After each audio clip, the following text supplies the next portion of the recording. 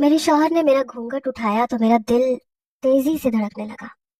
ارمانوں بھری رات آ چکی تھی۔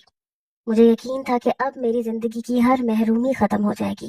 میرا شوہر مجھے وہ محبت دے گا جس کے بعد بچپن سے آج تک کا ہر ملال مٹ جائے گا۔ جیسے جیسے گھونگھٹ اوپر کی جانب ہوتا گیا، میرے چہرے پر ایک شرمیلی سی مسکراہٹ نے احاطہ کر لیا۔ میں اس پل کے انتظار میں تھی جب وہ میرا ہاتھ پکڑتا، میری تعریف کرتا، مجھ سے محبت کا اظہار کرتا۔ لیکن چند لمحوں بعد مجھے احساس ہوا کہ میرے ارد گرد خاموشی ہے۔ میں نے شرم و حیا سے لرزتی پلکوں کو اوپر اٹھا کے دیکھا تو میرا شوہر عجیب سی بے یقینی میں گھرا میری جانب دیکھ رہا تھا۔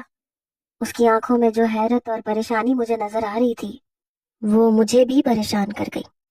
میں نے آہستگی سے پوچھا، فہد سب ٹھیک ہے نا؟ کیا کوئی پریشانی ہے؟ میری بات سن کے وہ گھبرا کے پوچھنے لگا، تم کون ہو؟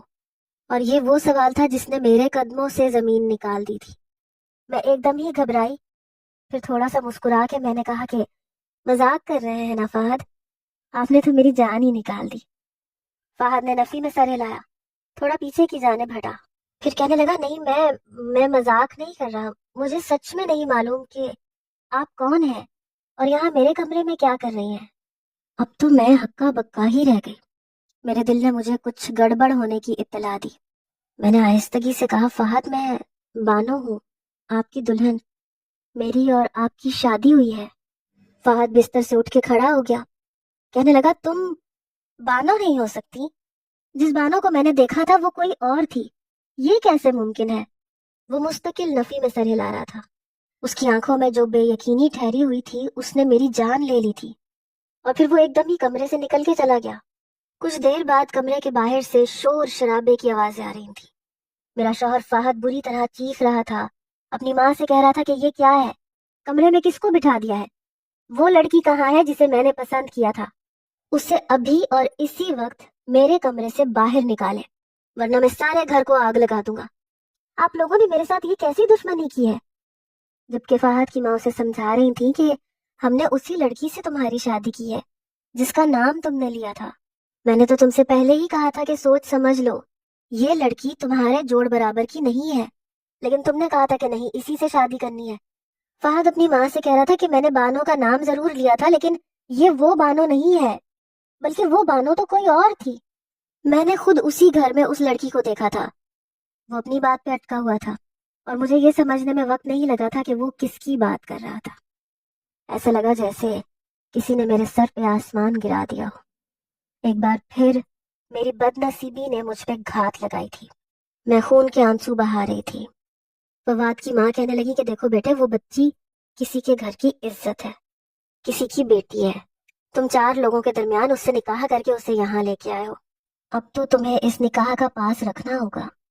جاؤ شاباش، اپنے کمرے میں جاؤ، اتنے مہمانوں میں تماشا کھڑا نہ کرو۔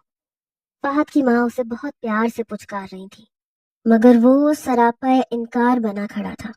بار بار اس کی ایک ہی آواز آ رہی تھی کہ میرے ساتھ اتنا بڑا دھوکہ کس نے کیا ہے، جبکہ اس کی ماں اسے سمجھا رہی تھی کہ قسمت میں ایسے ہی لکھا ہوا تھا، جوڑے تو آسمانوں پہ بنتے ہیں، کسی نے تمہارے ساتھ کوئی دھوکہ نہیں کیا، یہ سب قسمت کا کھیل تھا جو ہو گیا۔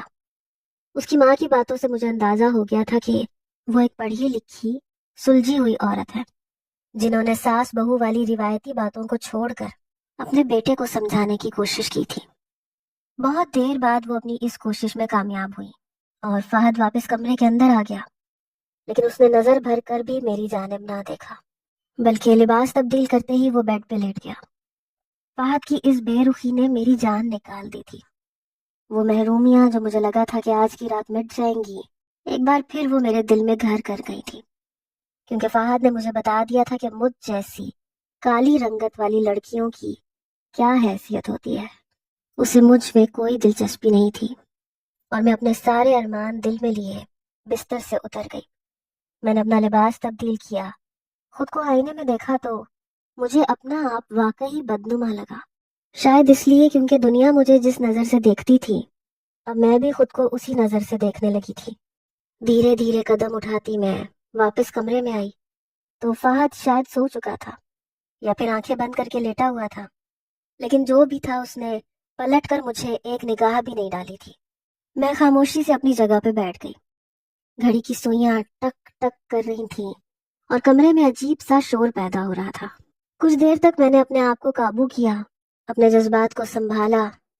پھر جیسے جیسے وقت گزرتا گیا میرے دل میں بے چینی پیدا ہونے لگی۔ میں بہت کچھ سہ چکی تھی، میں نے بہت نفرتیں دیکھی تھیں، بہت ساری حسرتیں میرے دل میں کچوکے لگا رہی تھیں۔ میں مزید نفرتوں کی گنجائش نہیں رکھتی تھی۔ اگر میرا شوہر بھی مجھ سے نفرت کرتا تو شاید میں مر جاتی۔ اس لیے میں نے سوچا کہ میں مزید نفرتوں کو نہیں جھیلوں گی۔ اب مجھے محبت چاہیے اور ہر حال میں چاہیے۔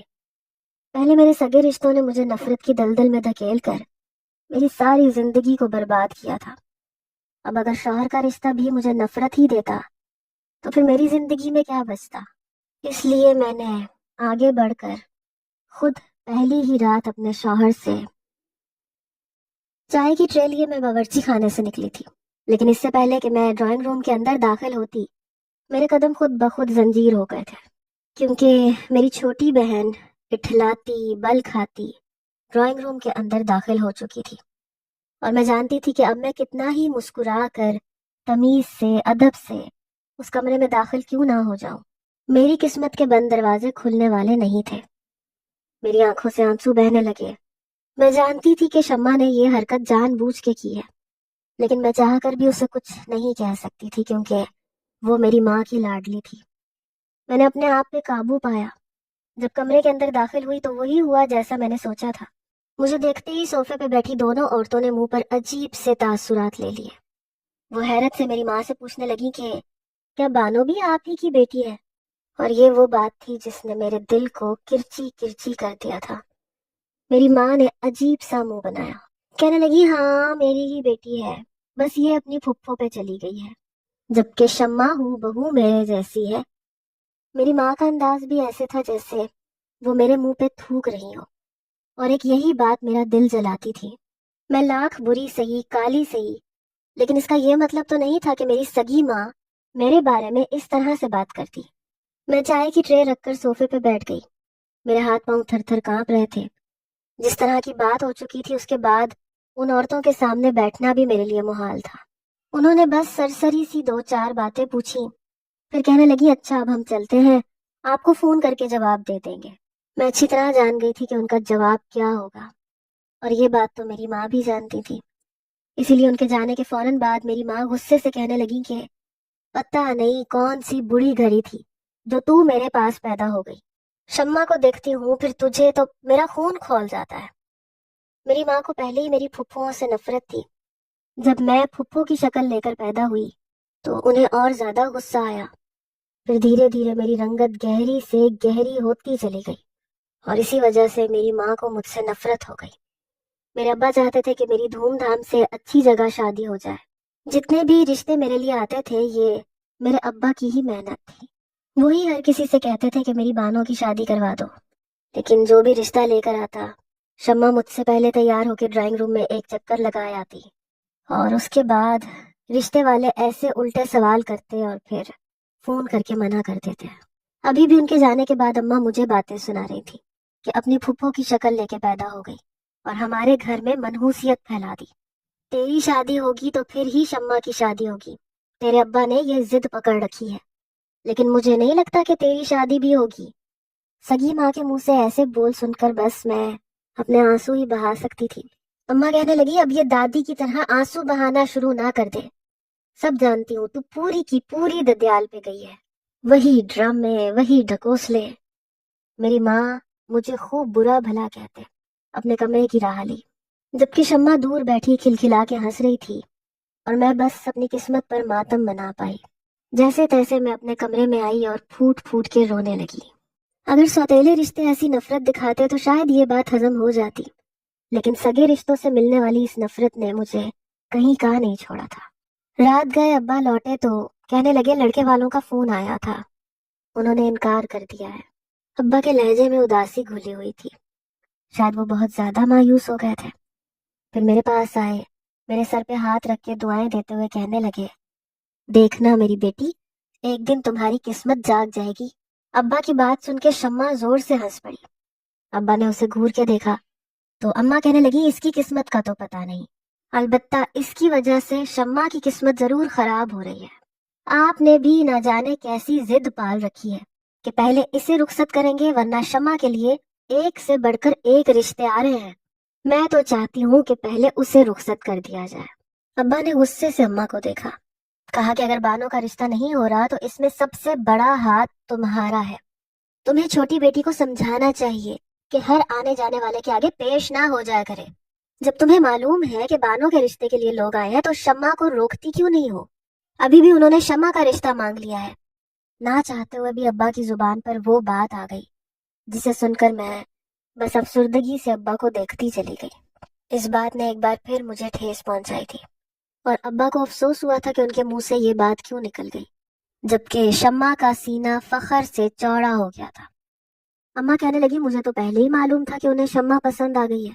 آخر کو میری بیٹی مجھ پہ جو گئی ہے بالکل میرے جیسی ہے، گوری چٹی لمبی چوڑی خوبصورت۔ اماں نے ایسے فخر اور غرور سے کہا جیسے شمع کے خوبصورت ہونے میں اماں کا کوئی کمال ہو اور میرے بدصورت ہونے میں میرا ہاتھ ہو۔ ابا غصے میں اماں سے کہنے لگے کہ ہوش کے ناخن لو، بانو تمہاری ہی کوکھ سے پیدا ہوئی ہے، اس کے بارے میں ایسی باتیں کرتے ہوئے تمہیں شرم نہیں آتی؟ تم نے ہی بیٹیوں میں تفرقہ ڈالا ہے۔ یہ شمع جو بہن کی خوشیوں میں ٹانگ اڑا رہی ہے نا، یہ سب تمہاری بدولت ہے۔ اگر تم نے شمع کے دل میں بڑی بہن کے لیے محبت اور عزت ڈالی ہوتی تو آج یہ سب نہ ہوتا۔ ابا کی بات پر اماں غصے سے تنتناتی ہوئی باورچی خانے میں چلی گئی، جبکہ شمع بھی اپنے کمرے میں چلی گئی۔ ابا مجھ سے کہنے لگے فکر نہ کرو، جلد ہی کسی اچھے گھرانے میں تمہاری شادی کر دوں گا۔ ابا کی بات سن کر میں سر جھکا گئی تھی۔ اب یہ سب مجھے خواب لگتا تھا، وہ خواب جو شاید کبھی پورا نہ ہو پاتا۔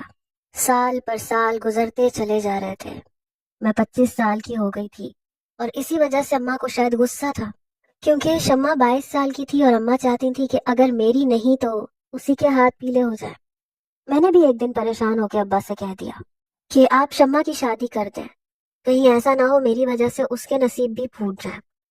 میری بات ابا کو بہت ناگوار گزری۔ وہ کہنے لگے کہ نہیں، میں پہلے تمہیں تمہارے گھر کا کروں گا اور پھر شمع کی شادی ہوگی۔ ابا بھی اپنی بات کے پکے تھے۔ اس بات کو گزرے 2 ہفتے گزرے تھے کہ ایک روز ابا کہنے لگے کہ لڑکے والے آ رہے ہیں، کسی نے تمہارے رشتے کی بات کی تھی تو انہی کے توسط سے کچھ لوگ ہیں، بہتر ہے کہ اس بار شمع کو خالہ کے گھر بھیج دیا جائے تاکہ بانو کے رشتے میں کوئی رکاوٹ نہ آئے۔ ابا نے یہ بات سختی سے اماں کو کہی تھی۔ اماں منہ بنا کے کہنے لگی کہ ایک دن کے لیے تو میں اسے بھیج دوں گی، لیکن تمہیں کیا لگتا ہے کیا ساری زندگی شمع ان لوگوں کے سامنے نہیں آئے گی؟ بعد میں وہ لوگ کہیں گے کہ خوبصورت بیٹی کو چھپا کے ہمیں بدصورت بیٹی تھما دی۔ میری ماں کے لفظوں نے میری روح پر نئے زخم ڈال دیے تھے، جبکہ ابا غصے میں کھڑے ہو گئے، کہنے لگے تمہیں شرم نہیں آتی فرزانہ بیگم؟ تم کیسی عورت ہو، اپنی ہی اولاد کے بارے میں ایسی سوچ رکھتی ہو؟ کیا قصور ہے بانو کا؟ صرف یہی نہ کہ وہ تمہارے جیسی نہیں ہے، لیکن میری بیٹی جیسی بھی ہے، بہت اچھی اور پیاری ہے، اس کا دل صاف ہے، وہ شمع کی طرح حسد اور جلن نہیں رکھتی۔ یہ کہہ کے ابا گھر سے نکل گئے، اور اماں مجھے برا بھلا کہتے ہوئے شمع کو تیار ہونے کا کہہ رہی تھی تاکہ اسے خالہ کے گھر بھیج سکے۔ شمع نے آرام آرام سے اپنا سامان باندھا، میں نے گھر کی صفائی ستھرائی کے ساتھ ساتھ مہمانوں کے چائے پانی کا انتظام بھی کیا۔ اب تو میں بھی یہی چاہتی تھی کہ بس کسی طرح میں اس جہنم سے نکل جاؤں۔ میرے لیے میرا اپنا ہی گھر جہنم تھا، اور مجھے اس بات کی بھی خوشی تھی کہ اس بار شمع گھر میں نہیں تھی، شاید میری قسمت کا دروازہ کھل جاتا۔ مہمانوں کو 5 بجے آنا تھا، شمع 4 بجے تک گھر میں ہی تھی۔ مجھے تو لگ رہا تھا کہ اس کا جانے کا کوئی ارادہ نہیں ہے۔ پھر ابا نے دفتر سے فون کر کے شمع کے بارے میں پوچھا تو اماں کہنے لگی بس خالو آتے ہی ہیں، پھر اسے لے کے جائیں گے۔ یہ بات سن کے ابا کہنے لگے کہ فوراً اسے بھیج دو۔ کچھ دیر اور گزری تو خالو کا فون بھی آ گیا کہ وہ کسی کام میں پھنس گئے ہیں اور شمع کو لینے نہیں آ سکتے۔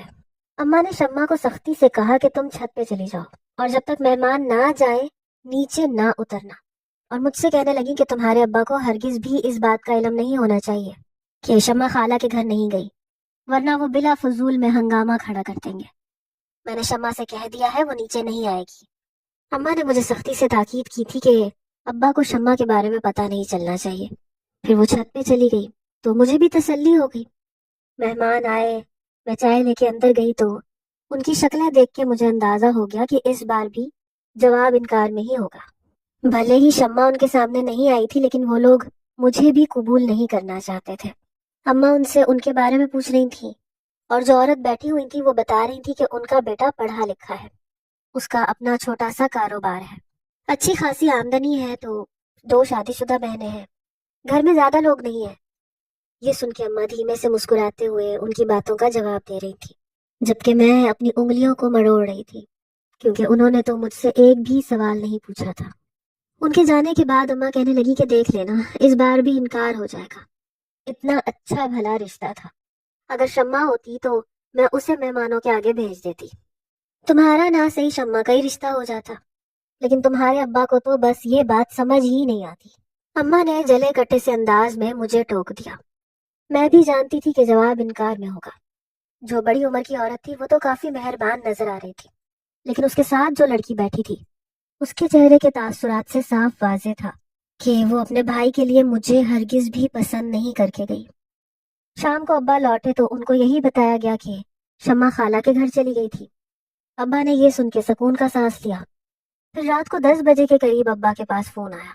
ابا نے شکریہ کہہ کے فون بند کیا، مسکرا کے میرے پاس آئے، میرے ماتھے کو چوما، کہنے لگے ان لوگوں کو ہماری بیٹی پسند آ گئی ہے، وہ لوگ جلدی شادی کے خواہش مند ہیں۔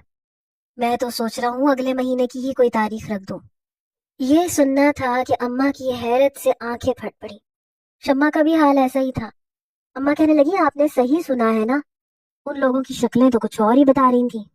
ابا کہنے لگے تم تو بس بیٹی کی نفرت میں اندھی رہنا، وہ لوگ ہماری بیٹی کو پسند کر کے گئے ہیں، اسد بہت اچھا لڑکا ہے، اور میں خوب دھوم دھام سے اپنی بیٹی کو رخصت کروں گا، یہ اپنے گھر میں آباد رہے گی۔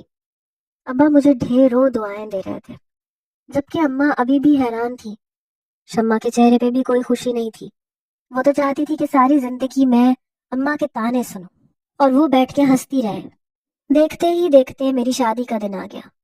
اس درمیان لڑکے والے 1-2 دفعہ آئے تھے، میرے جوڑے وغیرہ دلائے تھے ان لوگوں نے، زیادہ کسی چیز کی ڈیمانڈ نہیں کی تھی انہوں نے، اسی لیے میں دھوم دھام سے رخصت ہو کر اپنے سسرال پہنچ گئی۔ لیکن جب میرے شوہر اسد نے گھونگھٹ اٹھایا اور میرا چہرہ دیکھا تو اس کے چہرے کے تاثرات نے میری جان نکال دی، اور مجھے یہ سمجھنے میں دیر نہ لگی کہ اس نے مجھے نہیں بلکہ شمع کو پسند کیا تھا۔ لیکن کیسے، یہ بات مجھے سمجھ میں نہیں آئی تھی۔ شادی کی رات جب وہ مجھ سے منہ پھیر کے لیٹا تو میرے جذبات میں تلاطم پیدا ہو گیا۔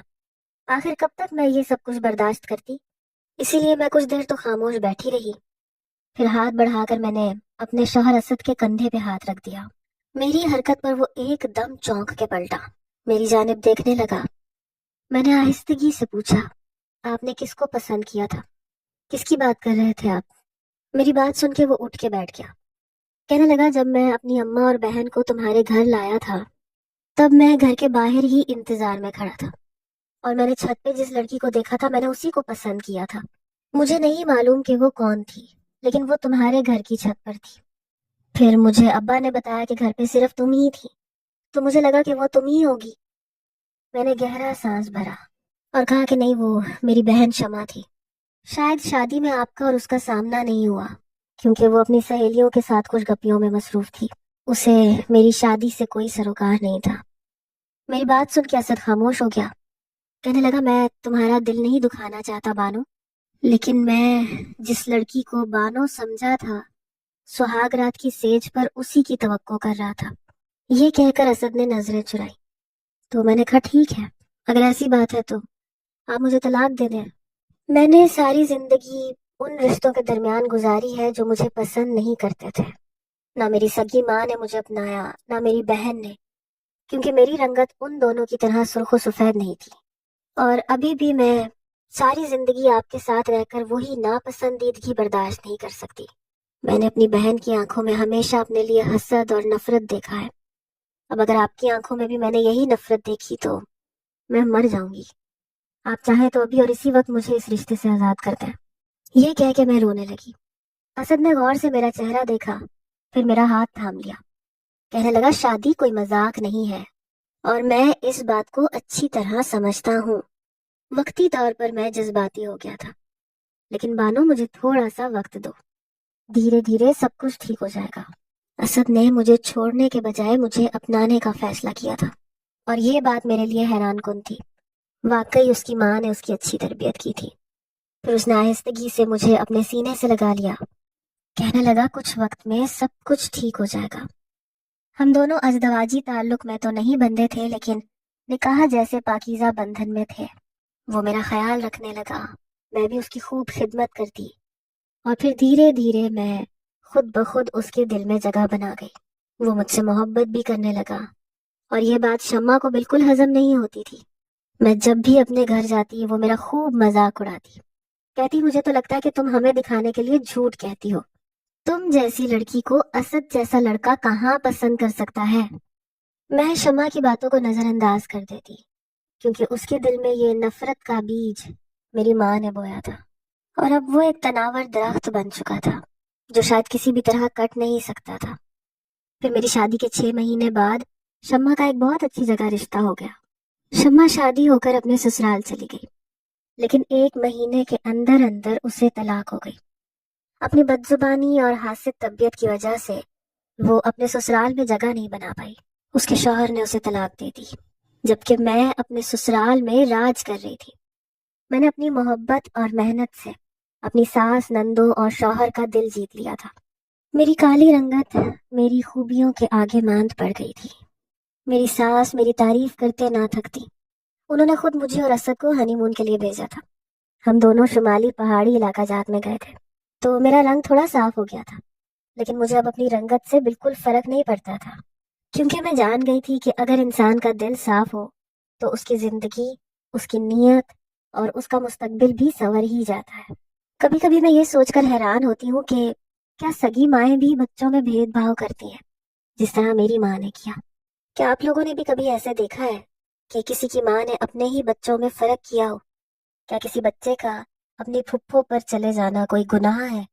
کیا ددیال اتنا برا ہوتا ہے کیونکہ ہم لوگ اپنے بچوں ہی کے دلوں میں نفرتیں ڈالتے ہیں؟